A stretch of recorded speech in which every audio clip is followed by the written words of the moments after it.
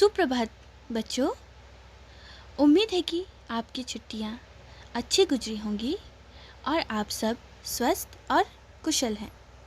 बच्चों, आज हम आपके हिंदी पाठ्य पुस्तक से चौथे अध्याय को पढ़ने जा रहे हैं, जो कि एक कविता है और इसे लिखा है भवानी प्रसाद मिश्र जी ने। कठपुतली के बारे में तो आप जानते ही होंगे, जो कि एक काठ की बनी पुतली होती है और उसको धागे के सहारे से नचाया जाता है।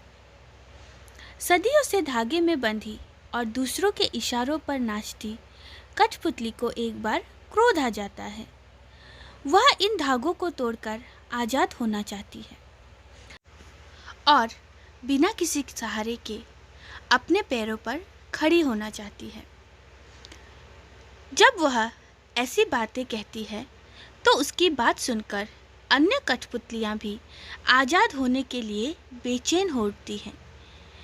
सबके मन में अपनी मर्जी के अनुसार काम करने की इच्छा जाग उठती है और सब विद्रोह के लिए तैयार होने लगती हैं। अपनी बात का यह परिणाम देखकर पहली कठपुतली सोच में पड़ जाती है। सबकी स्वतंत्रता की जिम्मेदारी जब उसके कंधों पर आ जाती है तो वह सोचने लगती है कि इस इच्छा का परिणाम क्या होगा। क्या वह अपनी स्वतंत्रता को संभाल पाएंगी, अपने पैरों पर खड़ी रह पाएंगी? अन्य कठपुतलियां आज़ादी का सही उपयोग कर सकेंगी या नहीं? फलस्वरूप पहली कठपुतली सोच समझकर कोई कदम उठाना जरूरी समझती है। तो यह था कविता का सारांश, जिसमें कठपुतली के विषय में बताया गया है। अब हम कविता को सस्वर पढ़ते हैं।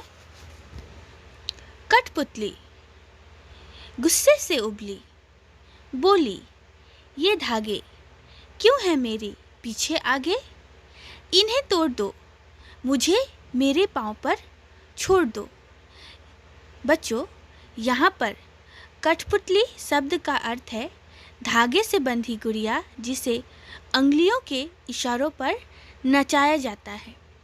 गुस्से से उबली, इसका अर्थ होता है क्रोधित हो जाना। और पाँव पर छोड़ देना, इसका अर्थ होता है अपने ऊपर निर्भर होने देना, यानी कि उसे अपने मन मर्जी से काम करने देना।